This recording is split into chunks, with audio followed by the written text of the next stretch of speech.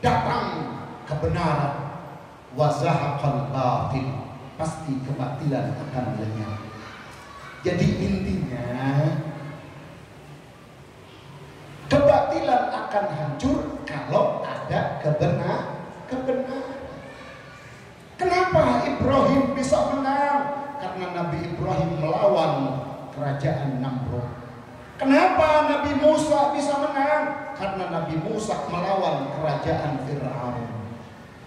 Kalau Nabi Musa diam ongkang kaki dengan mengatakan ya sudahlah, kumaha Allah wae, gak akan selesai perjuangan. Nabi Muhammad juga sama, 10 tahun di Madinah, berapa kali Nabi mengalami pertempuran, berapa kali Nabi ikut peperangan melawan musuh-musuh Islam. Artinya di sini kita harus betul-betul sempurna memahami bahwa wa ma arsalnaka illa rahmatan lil alamin. Bukan dia hanya duduk, sudahlah pasrah kepada Allah, kita berdoa aja. Kan agama punya Allah, Islam punya Allah, Nabi kita punya Allah, ya sudah. Nah, kalau tidak ada kebencian di dalam diri ketika ada orang menghina Nabi, hati-hati, patut dicurigai keimanan kita. Di mana iman kita? Itu adalah bentuk kemunkaran yang kata Nabi, man ra'a minkum munkaran falyughayyirhu biyadihi. Lawan, rubah dengan kekuasaan yang kita miliki.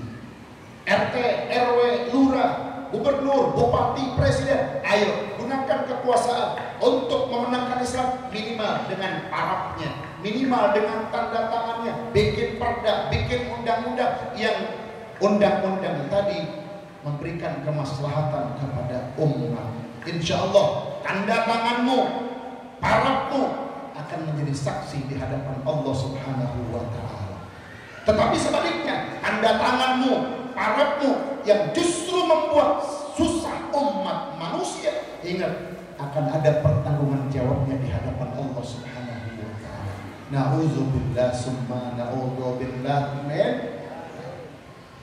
Nah, jadi kita kalau bicara Nabi, Masya Allah luar biasa, sempurna kita memahaminya. Nabi diam, iya betul, ketika disinggung masalah pribadi. Kita nggak pernah marah kalau kita dihina oleh orang. Kamu begini, ya sudah, memang saya mau orang dihina. Tapi ketika agama yang disentuh, agama yang dicolek, tidak bisa diam. Punten, orang yang nggak pernah sholat, ketika ajaran agamanya dihina, mereka ikut berjuang. Sambil mabok, gua pengen masuk surga. Sambil mabok, gua pengen masuk surga. Berjuang. Apalagi yang taat dan ibadah kepada Allah. Tapi sekarang Masya Allah zaman sudah terbalik. Yang hak dikatakan batil, yang batil dikatakan hak. Ini sudah min asyratis sa'ah. Ciri sudah dekatnya kiamat. Sekarang kita lihat, sudah dekat kiamat. Yang benar disalahkan, yang salah dibelain. Luar biasa. Ya, coba kita ikuti akhlak Rasulullah Sallallahu Alaihi Wasallam. Ketika salah, ketika benar. Hatta putrinya sendiri Nabi mengatakan, lau sarakat Fatimatul laqata'tu yadah. Tegasnya Rasulullah Sallallahu Alaihi Wasallam, gak pandang bulu. Kalau seandainya Fatimah mencuri, aku yang akan potong tangannya langsung. Subhanallah. Berani gak kita potong tangan anak sendiri kalau anak kita mencuri? Enggak. Buktinya orang lain dipermasalahkan, anaknya sendiri gak dipermasalahkan. Kenapa? Ya berat. Itulah ketidakadilan yang merajalela di negeri ini. Masya Allah. Betul? Itulah ketidakadilan yang sekarang kita lagi kumandangkan. Ayo berantas kezaliman, hancurkan kezaliman, tegakkan keadilan. Ilahi kalimatillahi hiyal ulya. Berkaca kepada siapa? Berkaca, berkiblat kepada baginda Rasul Muhammad sallallahu alaihi wasallam. Nggak ada contoh, nggak ada teladan yang baik, nggak ada contoh teladan yang sempurna kecuali Rasulullah sallallahu alaihi wasallam. Uswah itu teladan, teladan kelembutannya, teladan akhlaknya, teladan kepribadiannya, teladan ketegasannya, teladan memberantas segala kezaliman-kezalimannya. Rasulullah sallallahu alaihi wasallam. Nah, jadi memperingati Maulid ini bukan hanya sekedar seremonial belaka, ramai Maulidnya. Ada apa yang bisa kita bawa setelah memperingati Maulid? Bagaimana kondisi hati kita setelah memperingati Maulid? Tambah cintakah? Tambah jauhkah kita dengan baginda Rasul Muhammad sallallahu alaihi wasallam? Oleh karenanya, di dalam kitab Durratun Nasihin, man ahabba ayyanala ru'yatan nabi falyuhibbahu hubban syadida. Siapa saja orang yang ingin bertemu, melihat, menatap wajah baginda Rasul Muhammad sallallahu alaihi wasallam, syaratnya adalah falyuhibbahu hubban syadida. Cintai Rasulullah dengan sungguh-sungguh, jangan setengah-setengah. Kalau mau cinta Rasul, cintai semua orang yang dicintai oleh baginda Rasul Muhammad sallallahu alaihi wasallam. Rasul cinta kepada sahabatnya, berarti kita pun harus berusaha mencintai para sahabat. Rasul mencintai dzurriyyah-dzurriyyahnya, berarti kita harus berusaha mencintai dzurriyyah-dzurriyyahnya.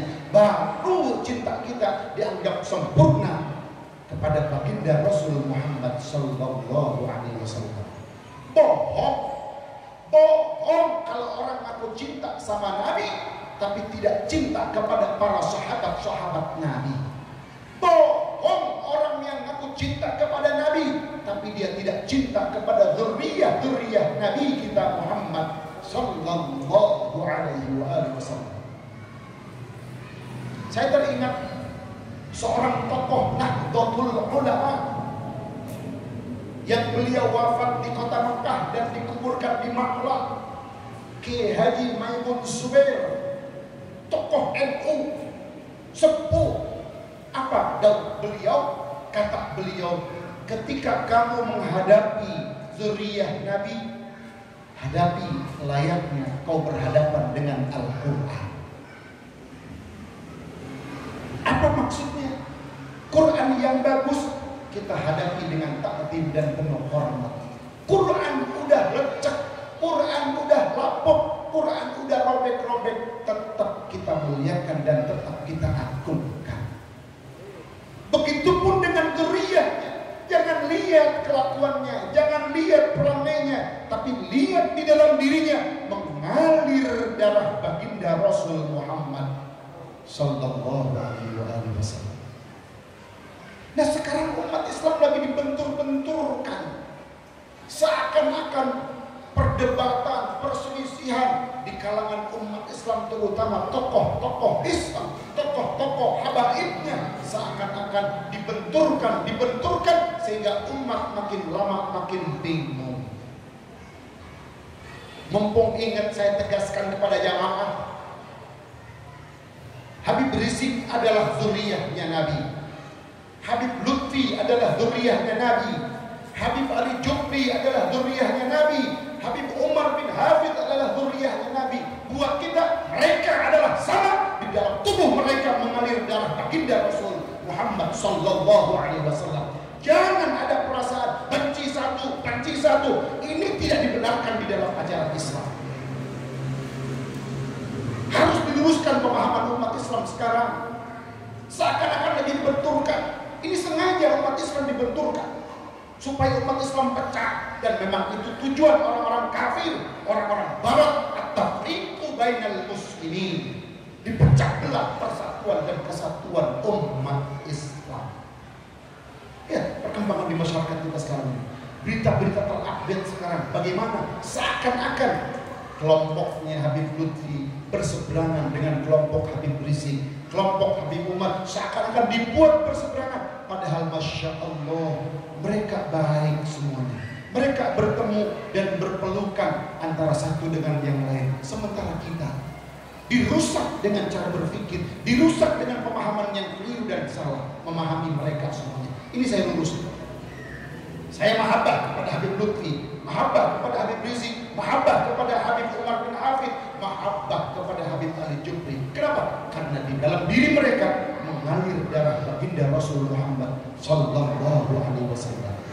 Jangan sekali-kali ada kebencian terhadap diri zuriyah Rasul Muhammad Sallallahu Alaihi Wasallam. Jadi Masya Allah. Karena sebelum saya naik, pesan sponsornya jangan bahas politik. Ini insya Allah bukan politik. Ini tentang mahabbah kecintaan Nabi.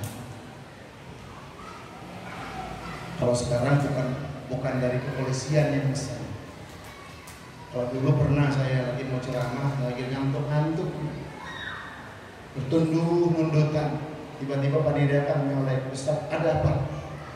Saya dapat SMS dari Kapolsek, katanya maulid aja, nggak usah bahas politik. Siap.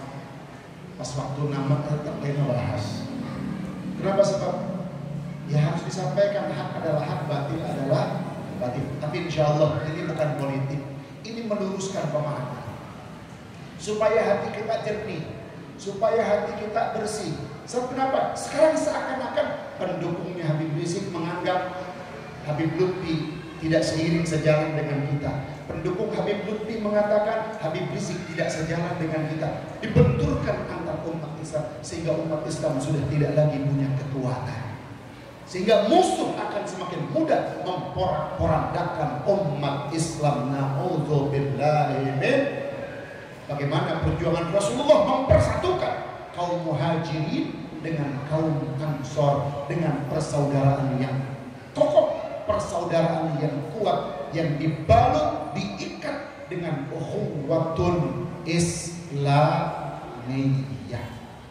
Ayo, dengan memperingati Maulid ini kita teladani apa yang diajarkan oleh baginda Rasul Muhammad Sallallahu Alaihi Wasallam. Cintai Nabi, cintai sahabat Nabi, cintai zuriyah Nabi, dan cintai siapapun orang-orang yang dicintai oleh Rasulullah Sallallahu Alaihi Wasallam.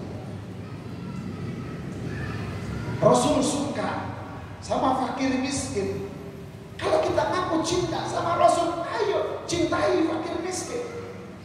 Kalau kita nggak suka fakir miskin, bohong cinta kita, dusta kecintaan kita kepada Rasul. Kalau kita tidak suka dengan fakir miskin, jadi kalau mau ngaku cinta kepada Rasul sempurna, fal yuhibbahu hubban syadida, cintai dengan sungguh-sungguh, jangan setengah-setengah. Seperti orang-orang Syiah, cinta dia sama Nabi, tapi dia tidak suka dengan sahabat-sahabat Nabi. Sampai dikatakan Abu Bakar finnar, Umar bin Khattab finnar, Utsman bin Affan finnar, Aisyah finnar, Hafsah finnar. Mana makna cinta yang dikatakan mereka kepada baginda Rasul Muhammad SAW? Nanti di akhirat kelak, ketika kita minta syafaat kepada Nabi, kata Nabi, minta syafaat kepadaku. Dulu apa yang kau lakukan kepada uliyahku, dulu apa yang kau kerjakan, apa yang kau perlakukan kepada turunan-turunanku. Tidak akan mungkin aku memberikan syafaat kepadamu, karena dulu kau menyakiti zuriyahmu. Na'udzubillahi min dzalik. Makanya yuk, dengan memperingati Maulid ini, kita tanamkan rasa cinta mahabbah kita kepada Rasul, dan juga cinta kepada sahabat-sahabat Rasul, dan cinta kepada zuriyah Rasul, dan cinta kepada orang-orang yang dicintai oleh Rasulullah SAW, termasuk yang hadir di sini. Ini adalah orang-orang yang dicintai oleh Rasulullah SAW. Karena Nabi suka dengan perkumpulan zikir seperti ini. Perkumpulan ilmu seperti ini Nabi suka. Bahkan bukan hanya Nabi, seluruh malaikat pun suka dengan keberadaan kita di masjid ini. Berarti insya Allah kita saling cinta satu dengan yang lain. Tertanam rasa mahabbah fillah, cinta karena Allah. Insya Allah kita akan dikumpulkan dengan baginda Rasul Muhammad Sallallahu Alaihi Wasallam. Tapi tentunya di dalam kitab itu dilanjutkan wa alamatuhu, ciri kalau kita cinta sama Nabi adalah al-ita'atu fi sunnatihi saniyah, taati sunnah baginda Rasul Muhammad Sallallahu Alaihi Wasallam. Rasul suka silaturahim, ayo jalin silaturahim. Rasul nggak suka dengan orang yang sombong, Rasul nggak suka dengan orang takabur, ayo hindari sikap takabur. Itu yang dimaksud dengan cinta kepada baginda Rasul Muhammad Sallallahu Alaihi Wasallam. Jamaah rahimakumullah, seperti di dalam masalah pendidikan, kalau kita mengikuti ajaran Rasulullah Sallallahu Alaihi Wasallam, yang kita kedepankan adalah pendidikan agama. Berapa banyak orang tua yang lupa? Berapa banyak orang tua yang tidak peduli dengan pendidikan agama anak-anaknya? Bahkan dirinya saja tidak peduli dengan pendidikan agamanya sendiri. Kata Sayyidina Ali karramallahu wajhahu pernah mengatakan, laula khamsu khisalin lasara an-nasu kulluhum salihin.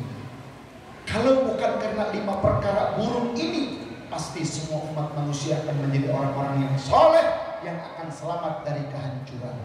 Salah satu di antaranya adalah al-qanaatu bil jahli, merasa cukup ridho dengan ketidaktahuan dia urusan agama. Makanya kita alhamdulillah, di mana ada majelis taklim hadir, di mana ada pengajian datang, karena kita haus dengan ilmu, butuh dengan ilmu. Jangan merasa cukup dengan ketidaktahuan kita, merasa cukup dengan kebodohan kita tentang ilmu agama. Gak usah bangga punya anak sarjana, insinyur, dokter, sarjana hukum, sarjana ekonomi, kalau anak tadi tidak bisa mendoakan ayah ibunya. Na'udzubillah, summa na'udzubillah. Bahkan orang tua gagal mendidik anak. Salah satu yang pernah disampaikan oleh guru kita, Buya Yahya, termasuk seorang tua gagal mendidik anak. Termasuk Ustadz Abdul Somad juga pernah menyampaikan salah satu ciri orang tua gagal mendidik anak. Kalau ketika ditanya, nah, idolamu siapa? Ketika dia tidak menjawab idolamu adalah baginda Rasul Muhammad Sallallahu Alaihi Wasallam, berarti kita sudah gagal mendidik anak. Tanya anak-anak sekarang, siapa idolamu? Artis-artis drama Korea.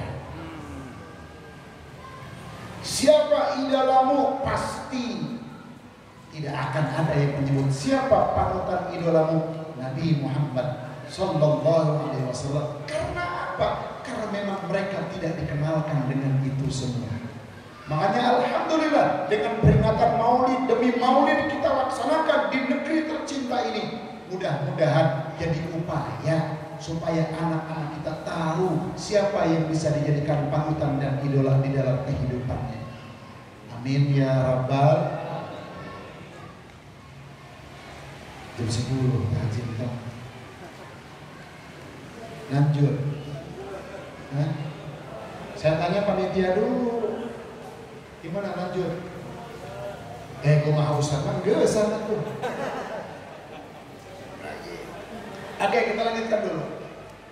Yang pertama adalah al-ita'atu fi sunnatihi saniyah. Taati sunnah Rasulullah Sallallahu Alaihi Wasallam. Gak usah yang gede-gede lah. berat. Rasul tahajud sampai kakinya bengkak. Kita makan enggak. Paling ketika bengkak pasti enggak akan jauh. Kenapa kaki bengkak? Asam urat. Gara-gara makan daging kambing. Asam urat gara-gara makan emping. Asam urat gara-gara makan apa? Kacang-kacangan. Rasulullah, kenapa kaki bengkak? Karena tahajud. Masya Allah, luar biasa. Berat kita, ya sudah sekarang mah gak usah begitu, kita yang kecil-kecil. Setiap ketemu orang, idza laqitahu fasallim alaih. Kalau ketemu orang ucapkan salam enteng, ringan. Assalamualaikum. Kalau bisa kita yang lebih dulu mengucapkan salam hukumnya wajib, hukumnya sunnah, menjawab salam hukumnya wajib, tapi pahalanya lebih gede yang pertama. Luar biasa. Padahal sunnah, tapi pahalanya lebih gede yang pertama. Oleh karenanya Nabi tidak pernah keduluan oleh orang lain untuk mengucapkan salam. Salam. Tersenyum Nabi kepada siapapun. Lihat akhlak Nabi bagaimana. Laqad ja'akum rasulun min anfusikum azizun 'alaihi ma 'anittum harisun 'alaikum bil mu'minina raufur rahim. Lihat akhlak Nabi. Laqad ja'akum rasulun min anfusikum azizun 'alaihi. Nabi terasa beban berat ketika ada penderitaan dirasakan oleh kalian semua. Nabi gak mau kita menderita. Nabi gak mau kita sengsara. Makanya Nabi selalu ingat kepada kita jamaah semua. Masya Allah.